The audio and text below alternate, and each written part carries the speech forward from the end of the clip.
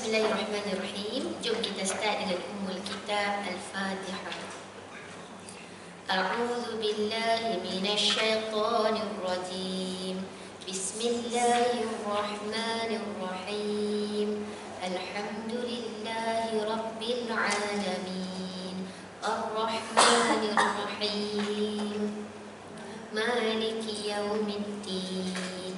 Iyyaka na'budu wa iyyaka nasta'in. Ihdinas siratal mustaqim. Siratal ladzina an'amta 'alaihim ghairil maghdubi 'alaihim waladdallin. Amin. Bismillahirrahmanirrahim. Alhamdulillahi rabbil alamin wa bihi nasta'in. Wassalatu wassalamu ala sayyidil mursalin wa ala alihi wa ashabihi ajma'in. Subhanaka la ilma lana illa ma 'allamtana innaka antal alimul hakim. Rabbi shrah li sadri wa yassir li amri wahlul 'uqdatam min lisani yafqahu qawli. Allahumma inna nas'aluka 'ilman nafi'a wa rizqan thayyiban wa 'amalan mutaqabbala. Allahumma anfa'na bima 'allamtana wa 'allimna ma yanfa'una wa zidna 'ilma. Walhamdulillahi 'ala kulli hal wa na'udzu billahi min hali ahli an-nar. Wa sallallahu 'ala sayyidina Muhammadin wa 'ala alihi wa ashabihi ajma'in. Walhamdulillahi rabbil alamin. Assalamualaikum warahmatullahi wabarakatuh. Apa khabar semua ibu? Alhamdulillah, alhamdulillahirabbil alamin. Baik, alhamdulillah, hari ini insya-Allah kita sambung perbincangan ayat 6 sehingga 10. Okey. Yang ini ibu saya akan ambil sekelompok terus 6 sehingga 10 kerana setiap ayat tu berkaitan. Ya, nak syarah setiap satu ayat tu dia berkaitan dengan ayat sebelum dan selepas. Jadi hari ini kita akan tengok 5 ayat ibu, ayat 6, 7, 8, 9, 10. Sekelompok terus. Okey? Kalau yang ada buku, muka surat 175. Yang tak ada buku, tak apa, geng-geng. Kawan sebelah. Tengok kawan sebelah. Okey? 175 ibu, kita akan masuk tajuk atau topik baru, hukum li'an. Okey, disebabkan saya latar belakang saya lebih kepada tafsir dan hadis, jadi saya tak panjangkan daripada sudut fiqh lah. Yang ni ibu kalau daripada sudut ulum Quran kita sebut yang ni pengkelasan ayat-ayat ini adalah ayat-ayat hukum. Ayat-ayat hukum. Ayat-ayat hukum maksudnya daripada ayat-ayat ini dikeluarkan hukum hakam fiqh. Jadi saya akan bagi tahu secara umum sahaja. Okey, secara umum sahaja. Adapun perbincangan lanjut tentang hukum hakam melalui ayat-ayat ini, ibu-ibu boleh belajar lanjut daripada asatizah dalam bidang fiqh. Okey, sebab ini namanya ayat-ayat hukum. Tapi kita tengoklah sekali lalu. Okey, baik, ibu-ibu boleh kita baca ayat ini sama-sama, boleh? InsyaAllah. Ayat 6 sehingga 10. Surah An-Nur. Surah yang ke-24 menurut penyusunan Al-Quran. Surah ini adalah surah Madaniyah. Surah yang kalau sebut Madaniyah ibu-ibu, saya bagi 2 definisi. Definisi pertama, surah Madaniyah adalah surah yang diturunkan di Madinah. Ataupun juga definisi kedua, surah Madaniyah adalah surah yang diturunkan selepas hijrah. 2 definisi. Okey? Dan surah-surah Madaniyah ibu-ibu dia panjang-panjang. Walaupun surah Madaniyah dalam Quran daripada 114 surah, ya ada lebih kurang 20 lebih sahaja surah Madaniyah. Surah Makkiyah lagi banyak. Sebab penurunan Al-Quran lebih lama di Makkah, 13 tahun lebih. Di Madinah 10 tahun lebih. Okey, so surah-surah di Makkiyah lebih banyak, 80 lebih surah-surah Makkiyah. Dan 20 lebih surah-surah Madaniyah. Kenapa ada sebut lebih? Kerana sebahagian surah menjadi khilaf. Ya, para ulama khilaf yang ni Makkiyah, yang ni Madaniyah, sebahagiannya begitu. Baik, so surah An-Nur adalah surah yang ke-24 menurut penyusunan Al-Quran dan ia adalah surah Madaniyah.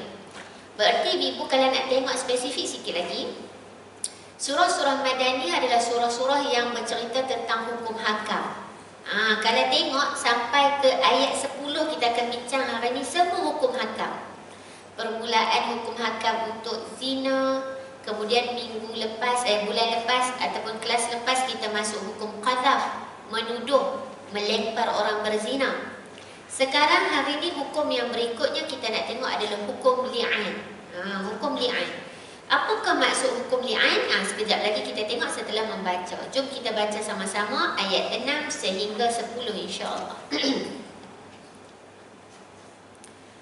A'udzu billahi minasy syaithanir rajim. Bismillahirrahmanirrahim. والذين يرمون أزواجهم ولم يكن لهم شهداء إلا أنفسهم ولم يكن لهم شهداء إلا أنفسهم فشهادة أحدهم أربع شهادات بالله إنه لمن الصادقين والخامسة أن لعنة الله عليه إن كان من الكاذبين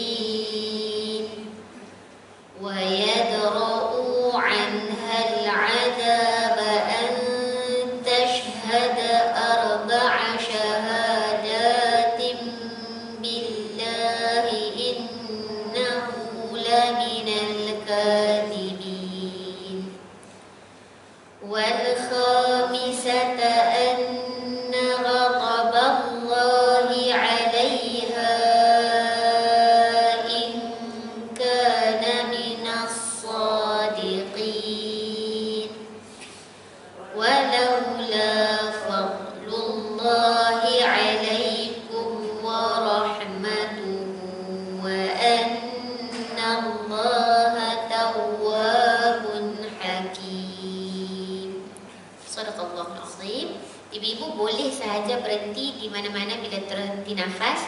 Kalau cantik sikit sebelum ada waw lah, ataupun selepas ada waw, dan ambil balik pada waw.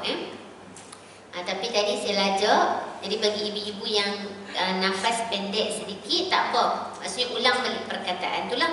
Okey, baik. Bismillahirrahmanirrahim. Ayat 6 sehingga 10 ibu-ibu membawa perbincangan tentang hukum li'an. Hukum li'an ni maksudnya apa? Menuduh isteri berzina.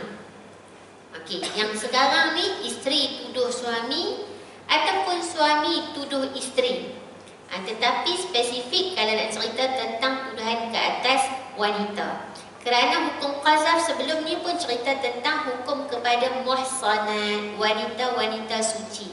So nanti ibu bila habis sampai ayat 10 insya-Allah bulan depan saya akan hurai sedikit conclusion 10 ayat pertama. Sebab apa? Sebab 10 ayat pertama ini bercerita tentang hukum hakam. So kita akan tengok secara general hukum menuduh, hukum berzina, hukum melemparkan kepada wanita atau lelaki yang baik tentang tuduhan zina, dan sekarang tuduhan ke atas isteri ataupun suami sendiri dengan zina.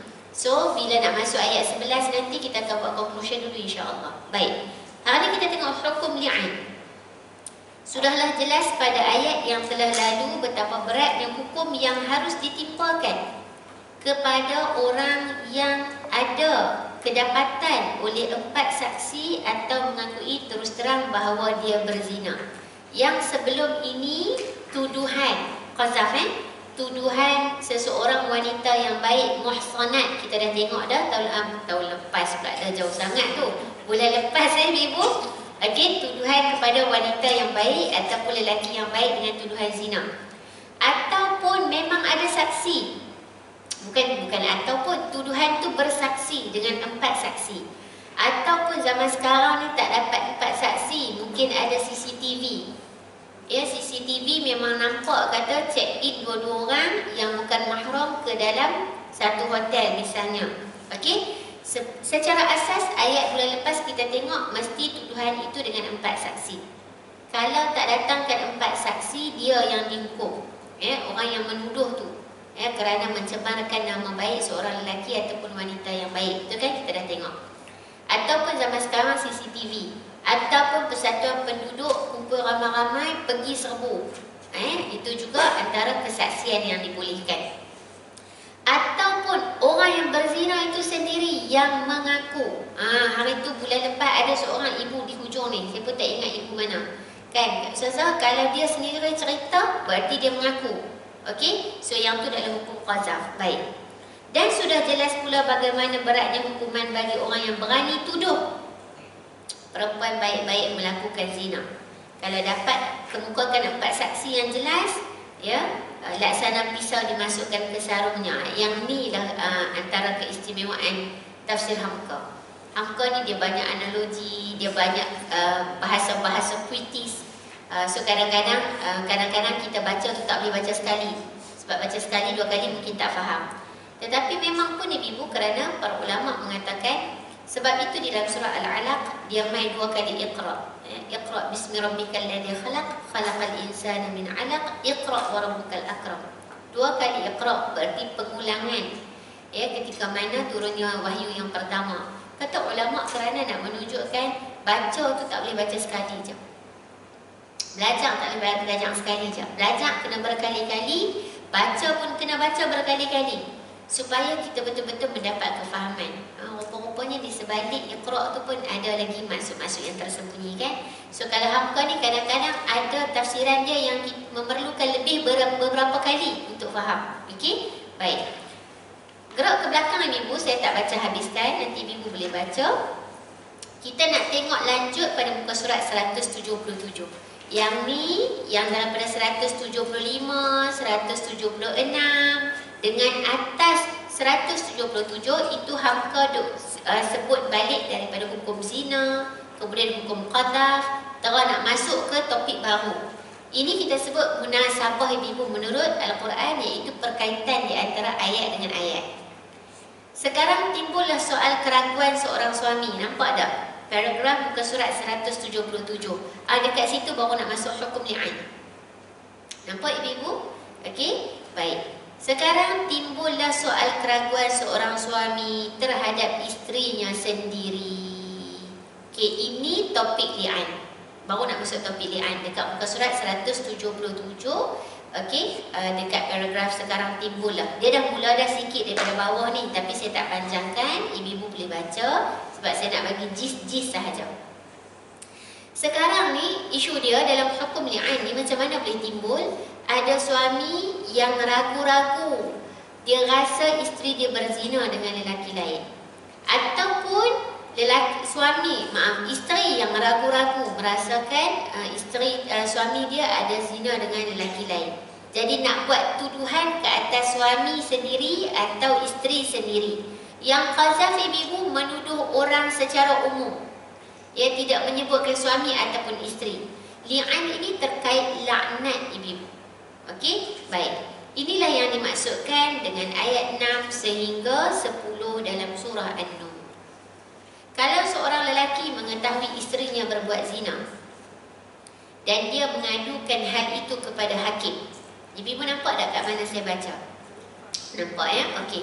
Kalau seorang lelaki dia mengadu isteri dia berbuat zina dan dia mengadu hal itu kepada hakim, padahal saksi-saksi tiada, tak ada saksi pun, dia sendiri boleh mengemukakan 4 kali kesaksian. Kita akan tengok ayat sekejap lagi ibu. Sekarang ni ada seorang suami, dia rasa isteri dia berzina. Bukan rasa, maksudnya rasa-rasa ni, dia yakin, dia ada keraguan terhadap isteri. Dia meyakini bahawa isterinya berzina, tetapi dia tidak boleh mengemukakan 4 saksi. Tak ada 4 saksi macam dalam qazaf kan. Dalam qazaf bulan lepas kita tengok 4 saksi. untuk tuduhan zina. Sekarang isteri ni, dia rasa, suami ni dia rasa isteri dia berzina, dia tak boleh mengemukakan 4 saksi, maka dia sendiri yang bersaksi sebanyak 4 kali. Tengok ayat ibu-ibu.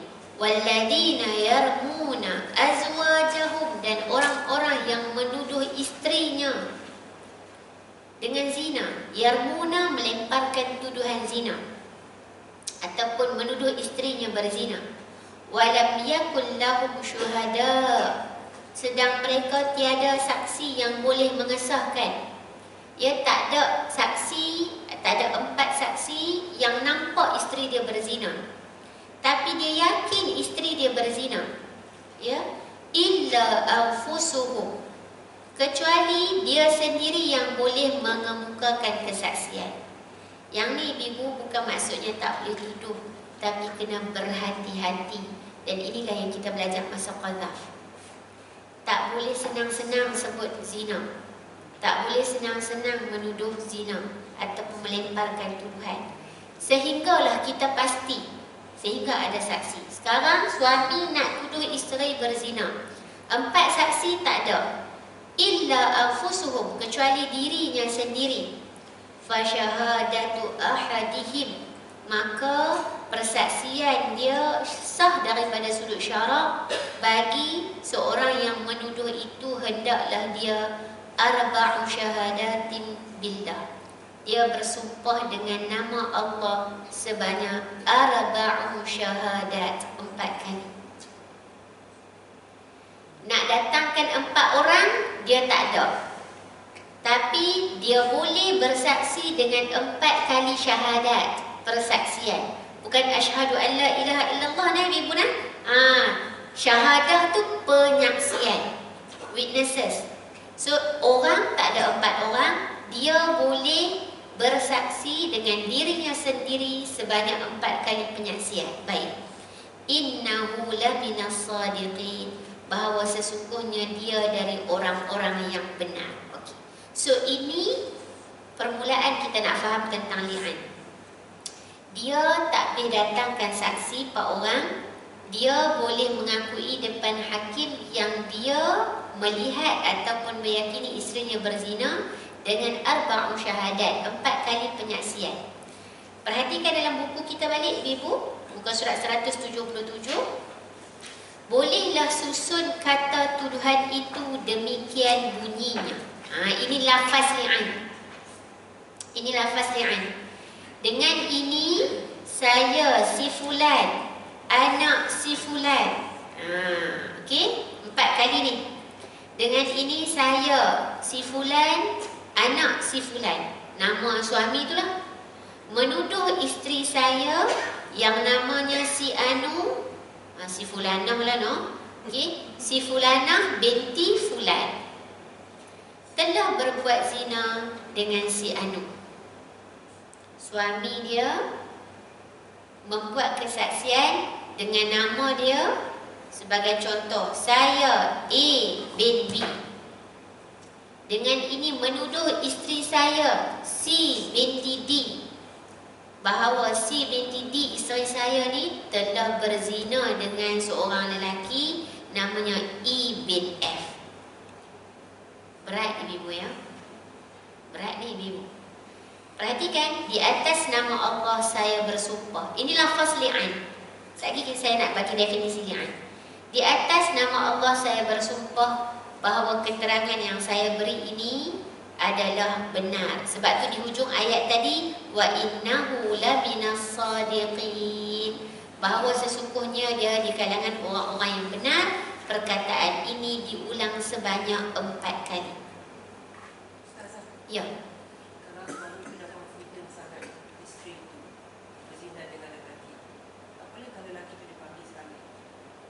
Boleh lelaki itu dipanggil sekali, tapi dia bukan sebagai saksi lah.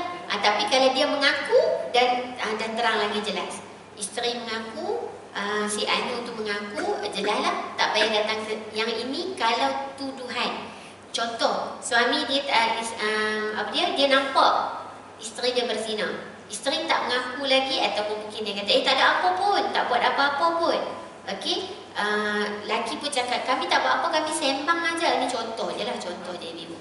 Suami boleh datang ke hakim, saya A bin B menuduh isteri saya C binti D, dia berzina dengan lelaki ini E bin F, dan saya bercakap benar. Saya A bin B, ulang 4 kali. Okey, dia boleh buat tersebut, benda tersebut sekiranya dia meyakini dan dia mengaku bahawa dia bercakap benar. Ini in case dia bodoh tak mengaku lah ibu-ibu. Ya, kalau dah mengaku clear, crystal clear, tak ada apa dah, tak payah buat tuduhan dah. Ini kalau dimulakan dengan suami dia yang nak buat tuduhan. Kalau dia tak kenal lelaki tu, dia berpandukan kepada dia anak. Macam mana? Okey, dalam DNA anak ada perbincangan lanjut dalam ni, saya tak panjangkan lagi. Okey, tu tak masuk lagi. Okey, tapi ada persaksian tersebut dan itu memang salah satu bentuk penyaksian. Zaman sekarang DNA boleh jadi saksi, CCTV boleh jadi saksi, perbualan telefon boleh jadi saksi, SMS, WhatsApp boleh jadi saksi, media sosial banyak. So sebenarnya sekarang ni lebih, kita katakan, lebih membantu penyaksian tersebut. Okey, cuma dekat daripada sudut ni contohnya telefon tak ada, ya. Media sosial, apa dia? Hari tu ada satu cerita viral, saya pun taklah tengok cerita tu, saya baca orang buat, orang buat review ke nama dia. Yang perempuan itu ke apa tajuk, tapi jangan balik mencari pula.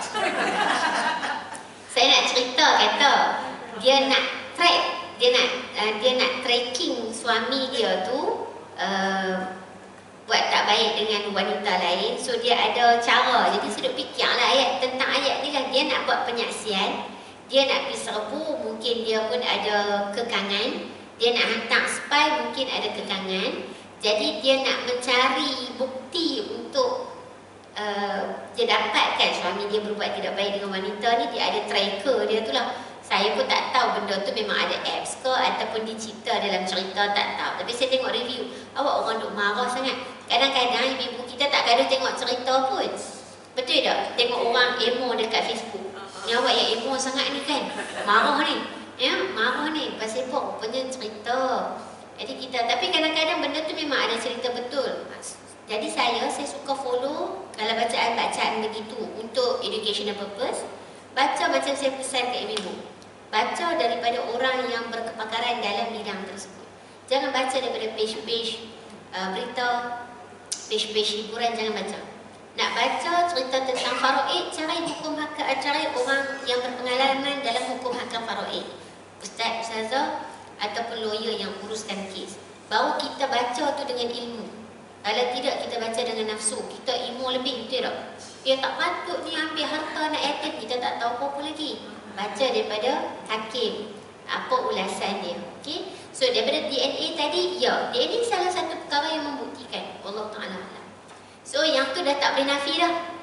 Kalau isteri kata, taklah, mana ada, saya tak buat apa-apa dengan dia. Suami come dengan DNA ataupun lab test ada DNA. So pengesahan. Dan itu memang salah satu bukti pada hari inilah moden ibu-ibu.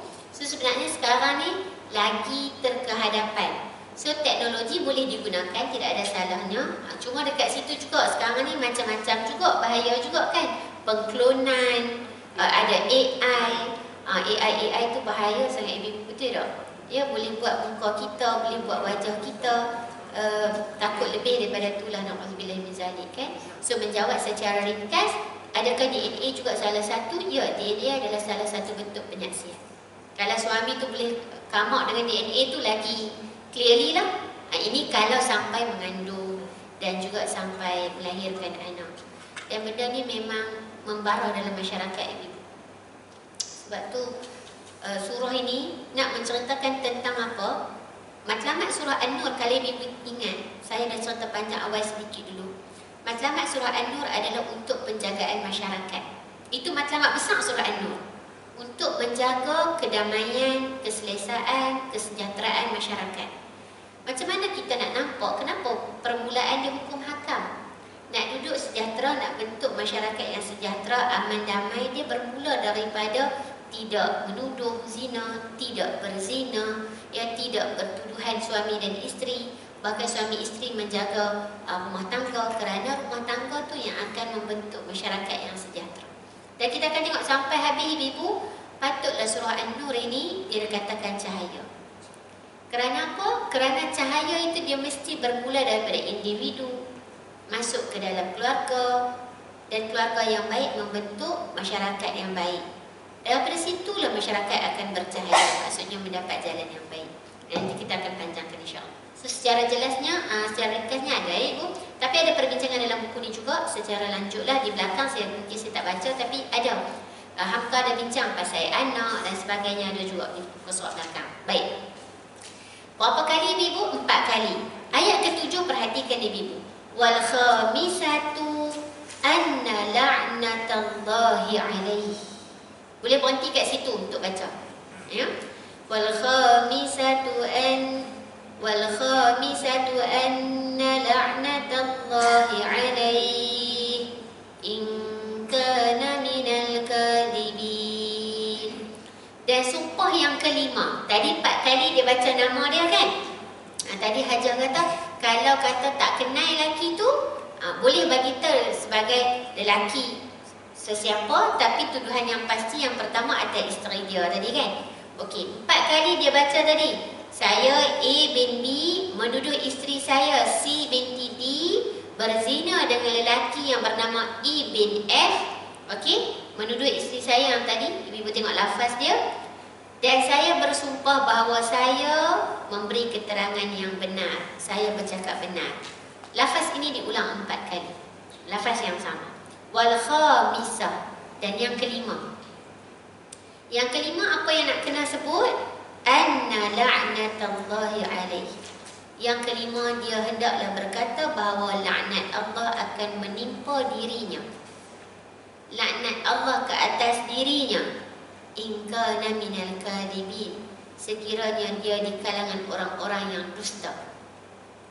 Besar ibu, ini sumpah ni. Ya, tak boleh buat main-main. Tak boleh hanya kerana gerak, kerana benci, ada tuduhan-tuduhan yang menipu. Yang ni maksudnya apa ibu? Sebagai ucapan yang kelima dalam buku kita kan? Sebagai ucapan yang kelima disambungkan. Dan laknat kutukan Allah biarlah menimpa diri saya jika keterangan itu dusta. So, overall ibu, suami nak tuduh isteri berzina, dia pergi depan hakim, dia angkat 4 kali penyaksian. Saya A bin B menuduh isteri saya C binti D berzina dengan lelaki bernama E bin F. Dan saya mengakui bahawa saya bercakap yang benar. Ulang sebanyak 4 kali. Dan yang kelima menyebut laknat Allah, kutukan Allah ke atas saya sekiranya saya di kalangan orang-orang yang menipu. Saya pernah tengok satu file dari mahkamah ke. Dulu ada cerita dari kamar mahkamah syariah. Kalau kan yang tu semua yang kalau tengok depa, kalau depa bohong saya pun bohong ibu-ibu lah no. Tapi kalau ikut dia letak penerangan, ini adalah cerita based on the true stories kan. Semua kes-kes yang betul. Memang saya teringat sampai sekarang ibu, memang ada satu kes yang saya tengok, ada seorang suami buat tuduhan ke atas isteri. Dan keluar saja, sebaik saja keluar daripada mahkamah tu, langgar mati. Suami dia. Wallahu ta'ala alam, adakah itu bentuk laknatnya? Tak tahu, tapi sejurus selepas keluar daripada mahkamah. Keluar daripada mahkamah, terus langgar dan mati di tempat kejadian. Jadi wallahu ta'ala alam, cuma saya faham mesej daripada cerita tersebut. Cerita-cerita macam ni kita perlu. Betul tak ibu? Tapi kadang-kadang cerita-cerita macam ni tidak mendapat sambutan kerana tak happy. Ya, kadang-kadang pelakon pun kita tak kenal. Jadi masyarakat kita kata, oh ni tak kenal, tak cantik dan sebagainya. Sedangkan cerita-cerita macam ni kena buka mata masyarakat. Saya tengok dan saya teringat sampai lagi. Saya rasa lama dah cerita tu. Maksudnya saya tengok tu lama dah. Tapi saya teringat sampai lagi, ya Allah betul. Maksud betul itu benda tu berlaku. Kita mungkin rasa macam ada kok orang berani sumpah lagu ni. Tapi dalam kamar mahkamah syariah kat ni, ataupun fail mahkamah syariah kan saya tengok lama dah. Memang ada yang berani bersumpah dan sejurus lepas keluar daripada mahkamah dilanggar mati di hadapan mahkamah. Maka sememangnya ada nota lah dekat situ, mungkin peguam letak lah kan. Ini adalah kisah yang benar. Memang sebenarnya suami ni dia geramkan isteri, dia tuduh. Jadi ini adalah tuduhan yang palsu. Sebab tu bila kita tak boleh kemukakan saksi, ya kamu ada cara lain untuk kemukakan hujah. Kamu bersaksi dan juga kamu mengakui benda betul-betul. Kalau aku bohong, laknat Allah ke atas aku. Maksudnya ibu, tuduhan ke atas pasangan ini bukan benda kecil. Sebenci mana pun kita, betul tak ibu, kena cakap yang benar. Saya minta maaf ibu, saya duk emosi sikit 2-3 bulan ni. Sebab ada kawan saya, kawan ni bukan kawan dekat. Saya pun tak berapa rapat dengan kawan ni, tapi dia main selepas dia ada masalah rumah tangga. Saya nak cerita ibu untuk pelajaran. Saya pun terkejut sebab saya tak kawan baik pun.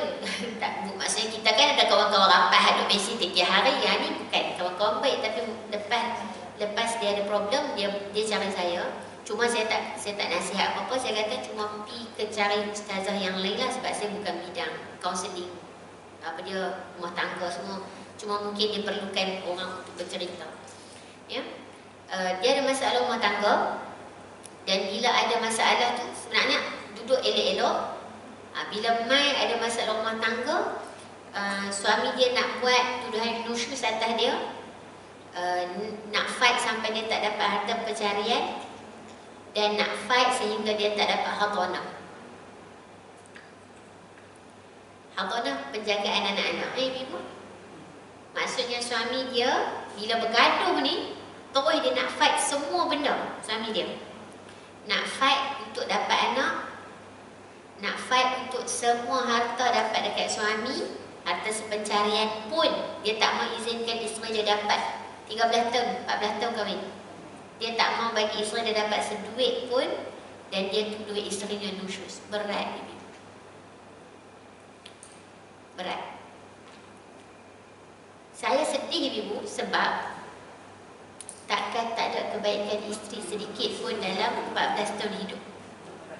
Dan kawan saya ni tengah mengandung 4 bulan. So fragile lagi, betul tak ibu? Masih fragile. Jadi saya pun tak kawan baik sangat. Jadi maksud tak kawan baik sangat tu bukan pasal apa. Jadi kita pun nak pergi cakap dekat suami ke, nak suruh ustaz tolong cakap pun, kita jadi orang jauh lah. Tak boleh lah nak pergi memandai-mandai, betul tak ibu? Saya dah fikir, nak suruh suami saya cakap dengan suami dia. Tapi suami saya pun bukanlah hari ni dia berkata, awak yang sampai cerita. Tapi saya sedih sebab saya duk fikir, at least kalau hang tak mau bagi seduit pun, anak-anak jangan ambil. Ataupun kawan saya ni kata, saya ni memang nak fight sebab dia membangunkan bisnes selama 14 tahun kami kahwin, 15 tahun kahwin ni. Saya yang buat proposal, saya yang present. Sebab isteri dia ni outstanding lah. Maksudnya English okey, Arabic okey, suami ni pun okey. Tapi maksudnya isteri lebih outstanding lah, bahasa dia macam tu. Jadi bangunkan syarikat ibu-ibu ni cerita betul. Bangunkan syarikat ibu-ibu, dah berjaya, dah maju semua kan ibu-ibu kan. So adalah kes-kes dengan wanita dan sebagainya. Jadi suami dia nak fight, seduit pun bini dia tak akan dapat. 14 tahun ke 15 tahun kahwin lah.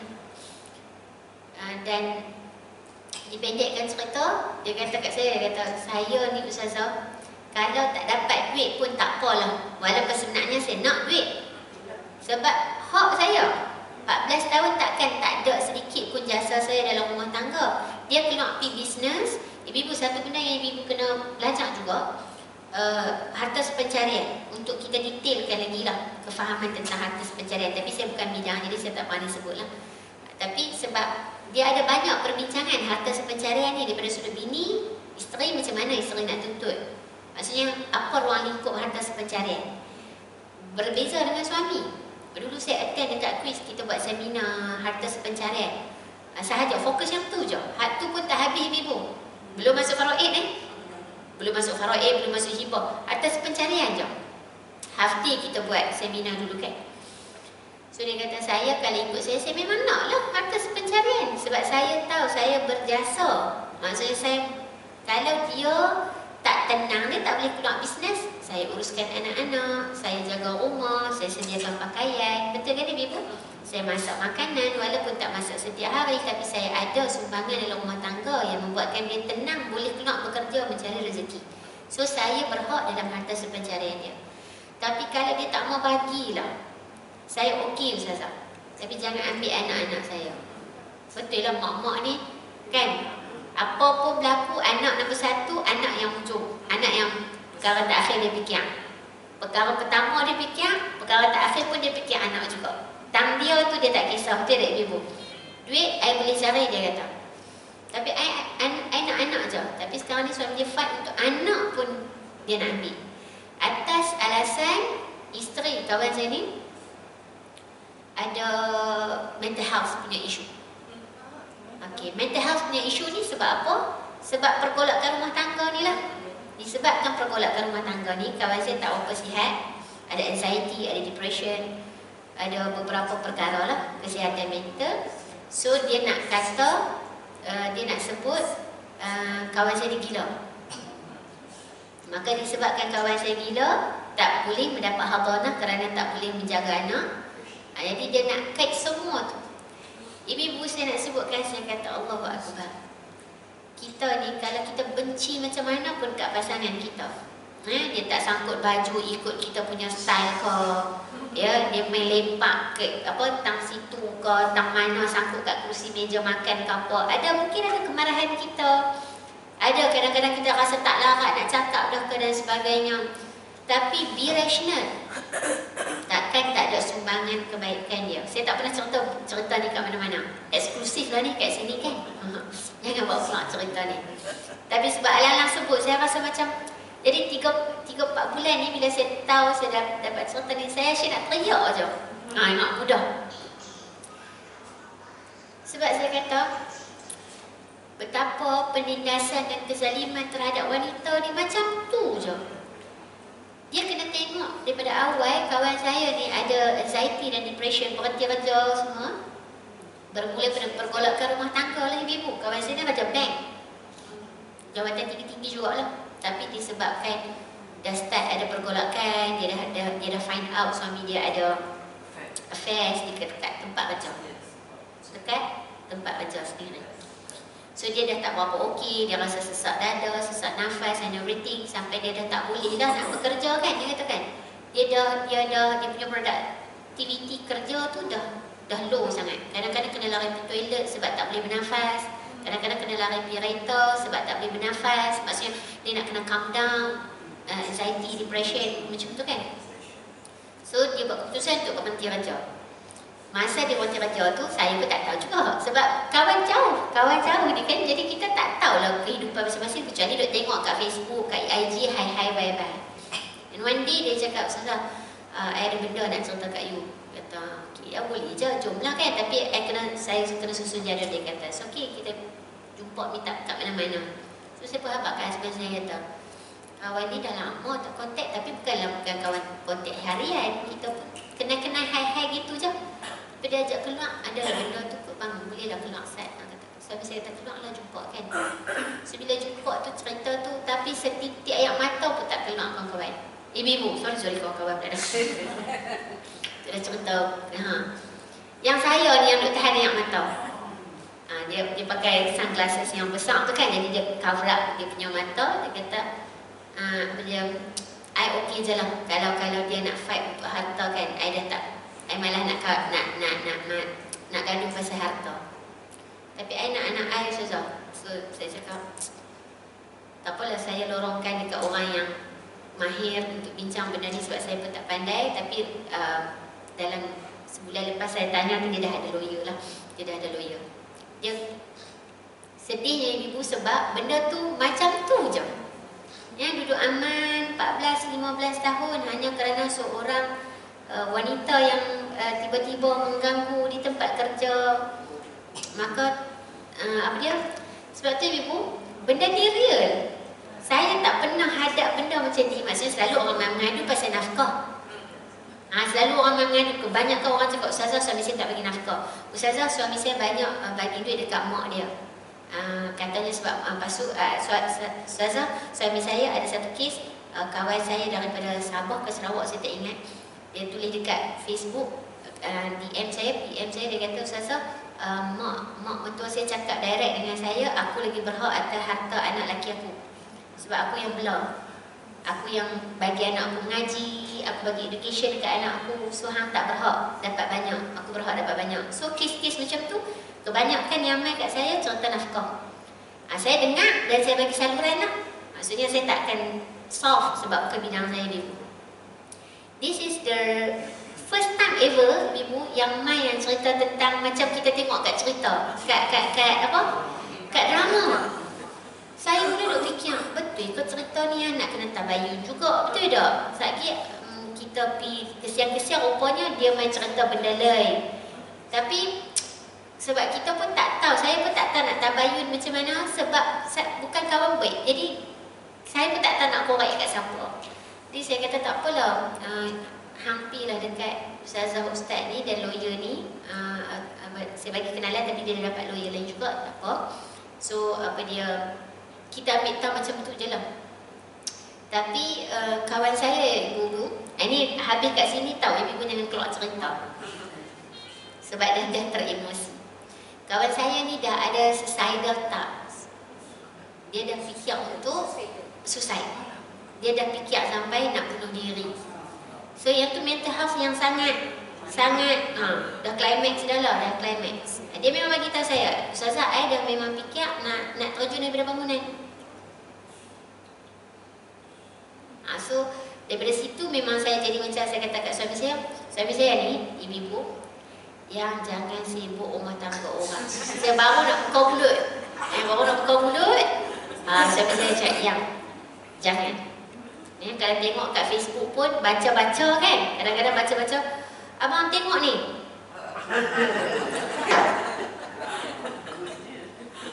Dok nak cerita, baca daripada lawyer. Suami saya, kalau saya nak match orang suruh nikah pun tak bagi juga.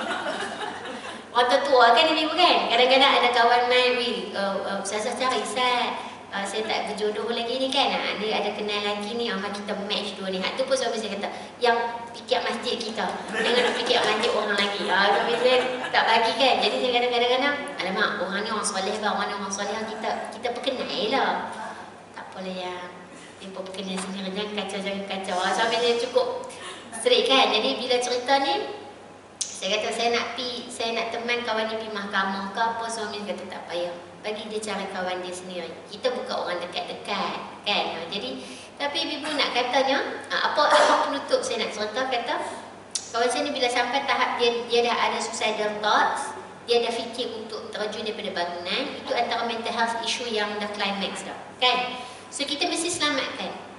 Kalau dia tak cerita, saya tak tahu. Sebab dia tak teriak, dia relax, kita tak tahu. Sampai sebelum balik tu dia kata, I dah fikir, I dah membayangkan diri I terjun daripada bangunan. So saya boleh buat apa? So saya ambil nombor dia. Lepas tu kadang-kadang 2-3 hari saya mesej lah, okey ke, apa khabar, makan tak lagi? Ada makan, ada dengan anak-anak, semua. Anak-anak masih dengan dia. Dia lari keluar pada rumah, tapi keluar atas nasihat lawyer dan terus buat report dekat balai polis. Kalau tidak, suami dia akan claim dia nusyus. Tapi memang sebelum dia buat tindakan tu, suami dia dah claim nusyus. Suami dia dah claim nusyus, ibu-ibu. Tuduhan nusyus pun berat. Ini tuduhan zina, ibu-ibu. Tuduhan nusyus pun dah berat. Mencalar kehormatan seorang wanita. Ini tuduhan zina. Sebab tu sampai kena bersumpah laknat Allah ke atas aku kalau aku cakap bohong. Tapi cerita ni memanglah kacau lah emosi saya. Sangat kacau ibu. Ada.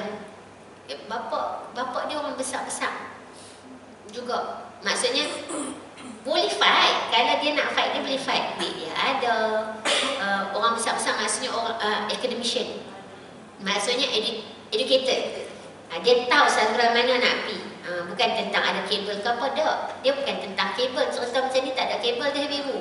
Betul tak? Kita nak, kita sebagai seorang Muslim marah dengan tempat yang betul, dengan cara yang betul, cinta dengan cinta cara yang betul. Betul tak ibu? Marah, okey, marah pada isteri ada sebab isteri tak bagi kahwin dua ke dan sebagainya.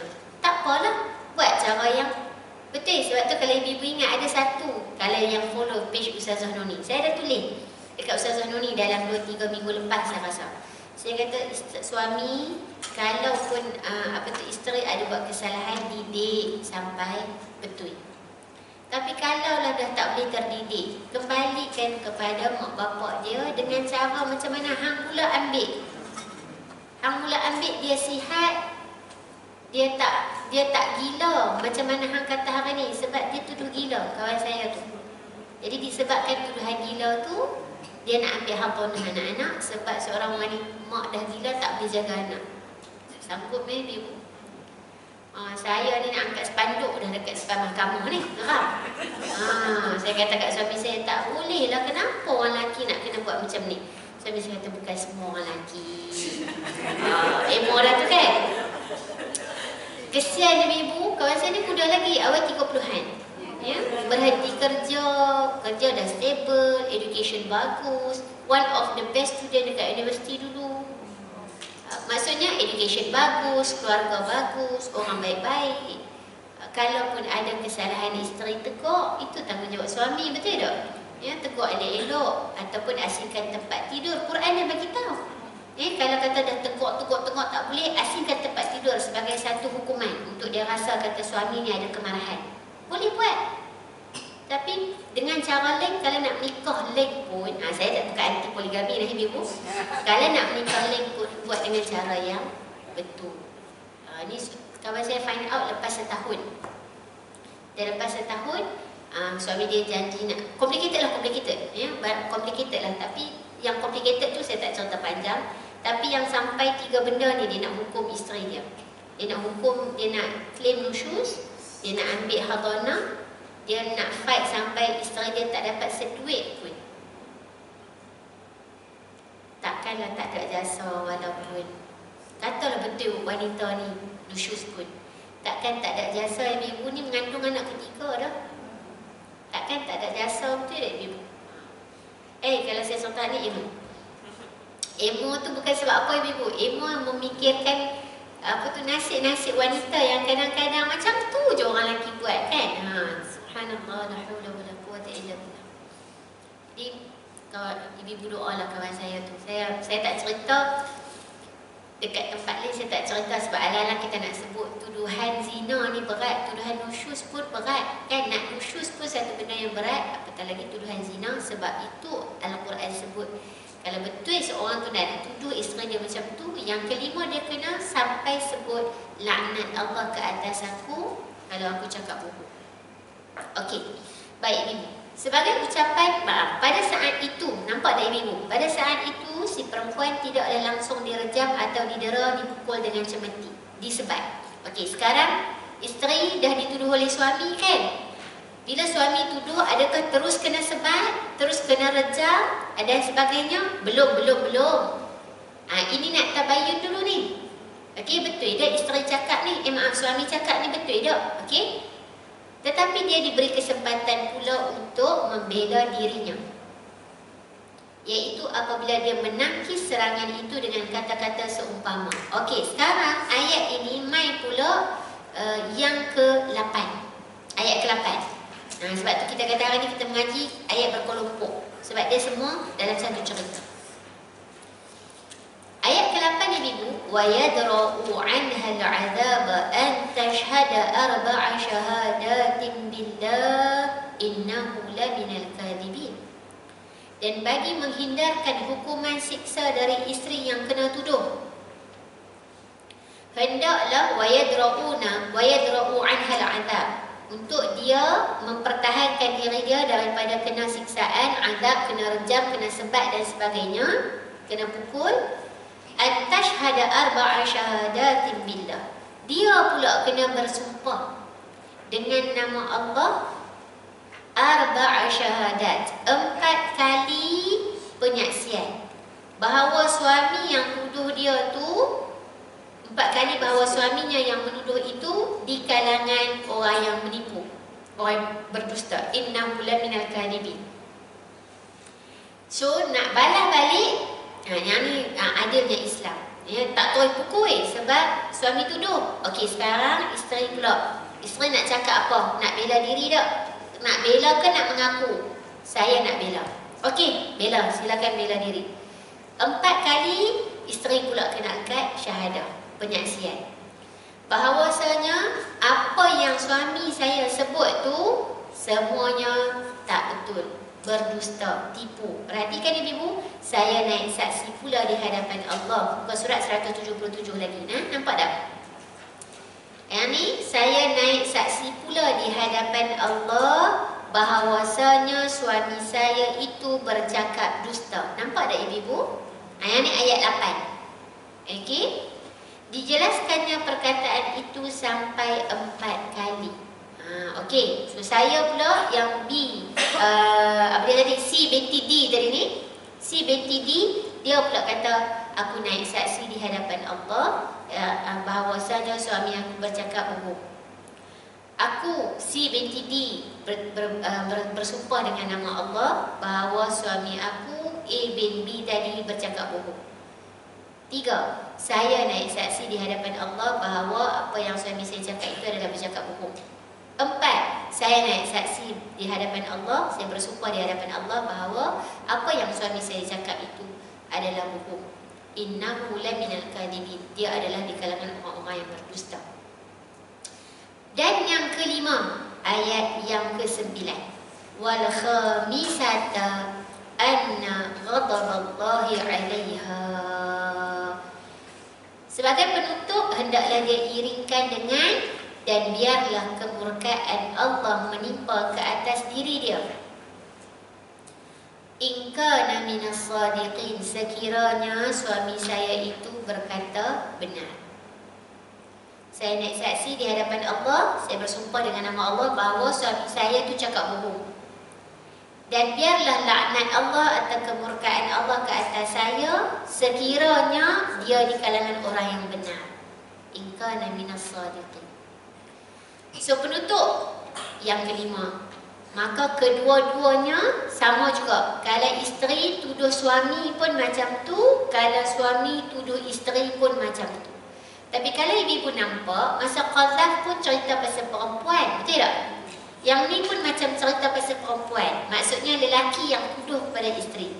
Kerana bukan maksudnya isteri boleh senang-senang tuduh suami. Sama juga, isteri pun tak boleh senang-senang tuduh suami. Tetapi kenapa dia ambil contoh secara spesifik suami tuduh isteri?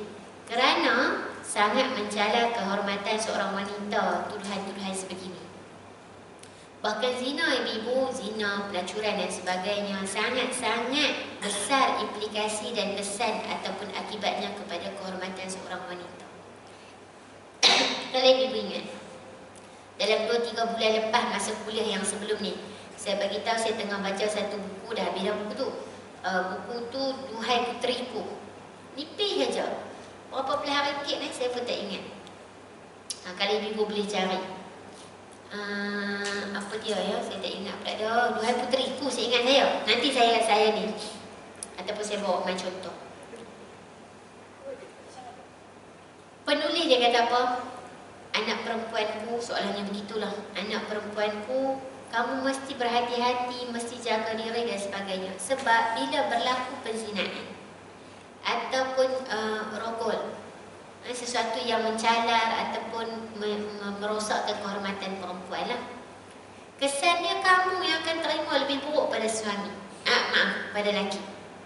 Lelaki kalau dia buat sesuatu, tak nampak kesan pada diri dia. Kita tak tahu pun dia berzina ke, dia apa semua dan sebagainya. Orang perempuan ada risiko menerima kesan. Mungkin mengandung. Betul tak ibu? Dia umur 16-17 tahun tiba-tiba mengandung. Ya, period, kacau period, wiladah dan sebagainya, nifas, hukum hakam fiqah pula. Jadi orang perempuan, kesan ke atas orang perempuan tu sangat besar berbanding kesan ke atas orang lelaki. Jadi ibu yang itulah yang kita nak kena pesan ke anak-anak perempuan kita no. Betul tak? Zaman sekarang pula kita kadang-kadang tak boleh nak kontrol Mereka buku apa dekat Instagram. Mereka pun pandai ibu. Kita yang tak berapa nak tahu tekan button kat mana, betul tak? Mereka nak sembunyi status pun boleh daripada kita. Kita ni duk cari kita mana, siapa pun tak nampak status dia. Oh, mereka hide. Mereka sembunyi, tak bagi kita nampak. Mereka cerdik benda-benda gitu ibu. Yang bukan untuk kita menaruh sangka buruk, tetapi untuk kita berhati-hati. Mengajar anak kita berlaku jujur, berkata benar, ya, dan menjaga maruah sebagai seorang anak perempuan. Maka sebab tu ibu-ibu, dekat sini tuduhan ni spesifik macam nampak lelaki tuduh, suami tuduh isteri. Sebenarnya sama juga. Kalau isteri nak tuduh suami pun kaedah sama. Kaedah li'an sama. Kalau isteri nak tuduh suami sama. Saya A binti B nak menuduh ke atas isteri, ke atas suami saya C bin D bahawa dia telah berzina dengan seorang perempuan E binti F, dan saya bercakap benar.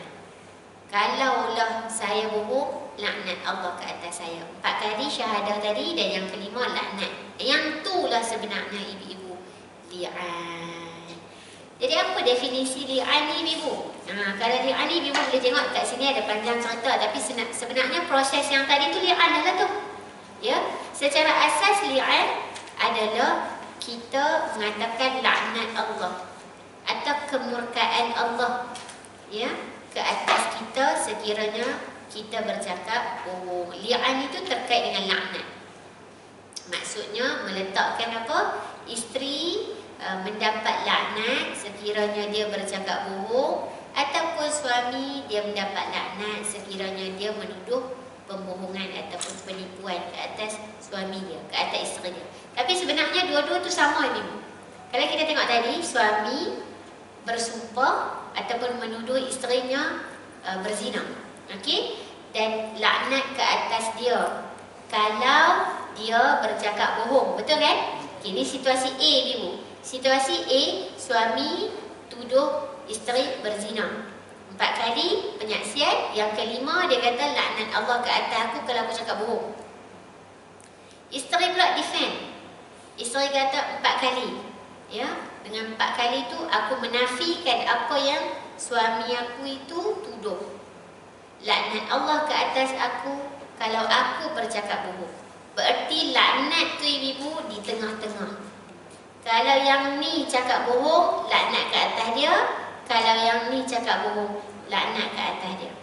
Kalau suami tuduh tu benda betul, dia tuduh, kata dia tuduh isteri dia berzina, dia tuduh benda yang betul, tetapi isteri dia menafikan, laknat Allah ke atas isteri yang menafikan.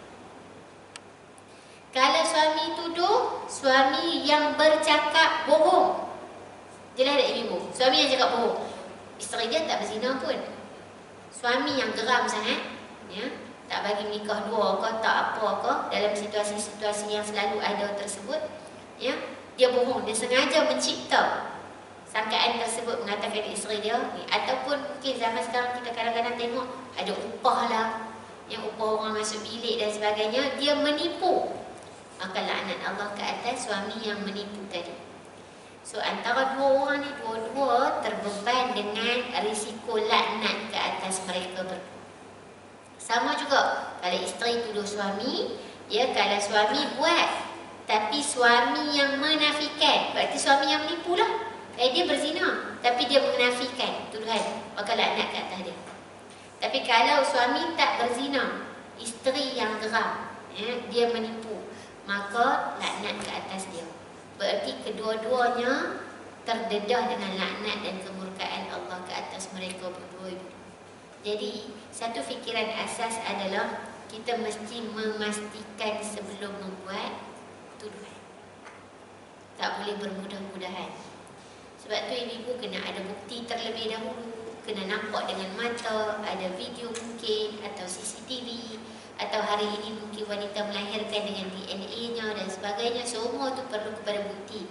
Kerana kita nak sumpah yang kelima tu berat. Laknat Allah ke atas aku kalau aku cakap bohong. Ya, satu benda yang sangat besar. Ibu na'udzubillah min zalik. Di belakang ni ibu bukan surat 178, 179 sampailah belakang ni ibu ada riwayat-riwayat penceritaan sebab turun ayat ini. Ya, saya tak panjangkan tapi kisahnya ada. Jadi boleh ibu baca terlebih dahulu. InsyaAllah kalau ada rezeki saya sambung perbincangan. Baik, saya nak habiskan dekat ayat 10 ibu. Okey. Ustazah, Ya. di ni masa yang tadi kes ifki lain Ifki lain. itu halwat kan? Tapi ifki nak lebih kurang kepada qazaf. Yang qazaf tu maksudnya siapa-siapa yang tuduh. Awam. Li'an ni spesifik kepada suami isteri. Suami isteri. Dalam ifki, Rasulullah tak tuduh Sayyidatina Aisyah. Kita akan tengok nanti bermula ayat 11. Muka surat 183 bulan depan.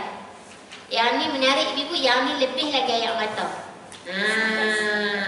Saya surah An-Nur ibu, seingat saya termasuk dengan kat sini, saya rasa dalam 6 ke 7 tempat dah saya syarah surah An-Nur. Ya, tapi syarahan selalunya tak sama ibu, sebab saya akan guna references yang berbeza. Jadi ibu, cerita Aisyah ni 7 kali, 8 kali, 10 kali cerita pun teriak juga. Merasakan kita duduk dekat tempat Sayyidatina Aisyah. Dan paling sedih ibu bila Aisyah kata, aku ni isteri yang paling dicintai Rasulullah setelah kewafatan Khadijah kan. Dan jadi Aisyah ni terasa sangat bila Rasulullah dingin dengan dia. Kita ibu-ibu, kalau suami tak cakap dengan kita pun kita dah heran dah. Ya, kalau kita tak cakap tu lain. Sebab kita kalau ada masa tak cakap tu tak cakap, ya. Kan, silent treatment. Silent, betul ke? Kan, silent treatment. Ya. Kalau isteri tak cakap tu heran juga. Ya, kalau suami tak cakap tu kadang-kadang biasa, betul tak ibu? Suami kita kadang-kadang tak banyak bercerita, tak banyak bercerita. Ada keadaan bercerita. Jadi yang tu kita akan tengok nantilah ayat 11, bermula ayat 11 cerita tentang Aisyah. Aisyah kata, aku ni isteri paling dicintai. Jadi rasa rumah tangga tu dingin sebab Rasulullah masuk. Tapi Rasulullah walaupun ada, maksudnya belum turun ayat, mungkin ada berfikir. Tetapi Rasulullah tak cepat menuduh. Rasulullah masih lagi balik melayani isterinya. Maksudnya balik tengok. Aisyah kata, Rasulullah balik tengok aku, kemudian keluar. Ya, satu perkara yang kita akan belajar daripada rumah tangga Rasulullah juga. Ya, bahkan Aisyah ni dia bagi tahu dalam riwayatnya, Rasulullah bagi tahu, aku tahu Aisyah ni waktu dia marah, dia tak sebut nama Muhammad. Dia akan sebut Tuhan Ibrahim. Tapi kalau waktu tak marah, Tuhan Muhammad. Maksudnya marah tu pun diuruskan dengan sopan santun dan beradab. Ya, cuba tengok kita marah lagu mana. Dia keluar hang aku ke, anak hantar ke, yang keluar ustazah ke, ataupun ya, cakap bahasa Inggeris terus atau bahasa Arab terus. Adakah salah? Tak salah ibu. Selagi mana ada adab tata susila kita, bergaduh macam mana pun masih suami isteri, betul tak ibu? Ya, saya tak layaklah menasihati kerana saya ni baru tahun ke-10. Ibu-ibu dah masuk tahun dinosaur dah, betul tak? 20, 40 tahun, 60 tahun kan? Tapi nak bagi tahu kata, bukan belajar daripada saya, tidak. Kita nak belajar daripada Rasulullah. Ada tak merajuk dalam rumah tangga Rasulullah? Ada. Ada tak marah? Ada. Ada tak cemburu? Lagi ada. Aisyah cemburu ibu-ibu. Sangat cemburu. Sebab dia muda lagi kan? Kecemburuan tu ada. Tapi masih diuruskan dengan cara yang betul. Bahkan Nabi kata, aku tahu kalau Aisyah ni dia marah, dia sebut Tuhan Ibrahim. Dia tak mahu sebut nama Muhammad. Tapi kalau dia tak marah, dia sebut Tuhan Muhammad tu, maksudnya tak marah tu. Setelah sebut Tuhan Ibrahim tu, maksudnya Aisyah marah tu, merajuk ke apa. Ya, maksudnya masih diuruskan dengan betul. Dan sebenarnya surah At-Tahrim ibu-ibu dan juga surah At-Talaq, antaranya surah At-Talaq. Surah At-Talaq ibu-ibu surah yang keberapa? Surah At-Talaq ibu-ibu, surah keberapa? Saya tak ingat surah keberapa, tapi ibu boleh cari. Tapi salah satu surah At-Talaq ini ayat dia, وَمَنْ يَتَّقِ اللَّهَ يَجْعَلْ لَهُ مَخْرَجًا. Ayat 1000 dinar kita duk baca tu, duduk dalam surah At-Talaq. Surah At-Talaq ibu-ibu 11 ayat aja. Surah cerita tentang perceraian. Berapa ayat? 11. Tapi 6 kali disebut tentang takwa. 5 atau 6 kali. Termasuk masuk tadi, wa may yattaqillah, barang siapa yang bertakwa kepada Allah, yaj'al lahu makhraja, Allah bagi jalan keluar. Surah At-Talaq, ibu kata para ulama, adalah antara surah yang nak mengajarkan kepada kita saat kita membenci pasangan, membenci seseorang, buat apa? Buat macam mana? Adakah bila benci dah tak ada kasih sayang, dah tak ada kecintaan dalam rumah tangga, memukul? Bukan. Orang yang bertakwa, dia akan uruskan kebencian dengan betul. Dan orang yang bertakwa, dia akan menguruskan kecintaan dengan betul. Cinta ada garis panduan dia, benci ada garis panduan dia. Nak bercerai, bercerai dengan takwa. Kalau bercerai dengan takwa, ya, tidaklah menarik apa dia, hak-hak anak daripada anak dia. Tidak menarik hak-hak ibu kepada anak daripada anak-anak dia. Ini kadang-kadang sampai tak bagi jumpa. Betul tak? Ya, sebab mak bapak bercerai, bapak ambil anak, mak tak boleh jumpa dah anak. Ataupun mak ambil anak, bapak dah tak boleh jumpa. Saya teringatlah surah At-Talaq ni, ibu kata para ulama, surah yang mengajar kita menguruskan kebencian dengan betul. Uruskan kebencian dengan takwa. Kalau suami isteri dah tak ada kecintaan, perlu bercerai-berai, tidak mengapa, dipersilakan, ya, walaupun itu antara perkara yang Allah tak suka, tapi dah tak boleh duduk, nak buat macam mana kan?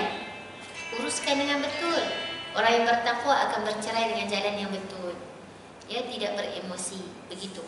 Okey, maka yang terakhir ibu, saya tutup dengan ayat yang ke-10, ya, ayat yang ke-10. Sebelum kita balik, walaula fadlullahi alaikum wa rahmatuh wa annallaha tawwabun hakim. Dan kalaulah tidak kerana adanya limpah kurnia Allah dan rahmatnya kepada kamu, dan juga kalaulah tidak kerana bahawa Allah Maha penerima taubat lagi Maha bijaksana, tentulah kamu akan mengalami kesusahan yang sukar diatasi. Itu saya baca juga daripada terjemahan yang lain. Jadi saya nak tutup dengan apa? Hukum li'an ini salah satu bentuk rahmat daripada Allah Ta'ala. Rahmat salah satu maksudnya adalah keadilan, ibu. Maksudnya Allah menyediakan jalan keluar, ya, untuk suami isteri yang mungkin ada konflik, ya, maka nak bagi jalan keluar, nak bagi solusi, nak bagi penyelesaian, nak bagi keringanan kepada para suami yang ada kesulitan. Nak datangkan 4 saksi. Sama juga untuk isteri. Nak datangkan 4 saksi, tak ada orang tengok. Aku tengok dengan mata kepala. Aku nampak dengan CCTV rumah. Aku rekod dengan telefon. 4 orang tak ada. Tapi aku memang confirm isteri aku berzina dengan seorang lelaki. Jadi inilah antara bentuk rahmat Allah Ta'ala, iaitu salah satu bentuk keadilan Allah. Okey, fine, tak boleh bawa my part orang. Kamu sebut 4 kali, tapi kena sebut yang kelima, laknat Allah ke atas kamu kalau kamu cakap bohong. So sebenarnya hukum li'an ini juga ibu, walaupun kita nampak macam scary-nya, menakutkan, dahsyat ni, tapi sebenarnya ia adalah satu bentuk jalan keluar bagi suami ataupun isteri yang nak membuat tuduhan yang benar tetapi tidak ada saksi, maka datangkan penyaksian 4 kali, dan yang kelima adalah daripada sudut kelaknatan ataupun kemurkaan Allah Azza wa Jalla. Saya ringkaskan begitu ibu, insya-Allah ada rezeki kita sambung dalam perbincangan akan datang. Alhamdulillah kita dah selesai sehingga muka surat berapa ibu? Ya, insya-Allah dalam kelas yang akan datang, dalam kuliah yang akan datang, saya akan mulakan dengan conclusion 10 ayat pertama terlebih dahulu, ya. Dan kemudian kita bergerak kepada cerita Hadithatul Ifki, ya, iaitu peristiwa tuhmahan besar dan jahat ke atas Sayyidatuna Aisyah radhiyallahu anha. Insya-Allah. Baik, ada sesuatu sebelum kita habis insya-Allah? Tak ada? Baik ibu, balik dengan penuh gembira, jangan beremosi ya. Okay, sekali lagi balik-balik. Abang, tak masuk lah ni.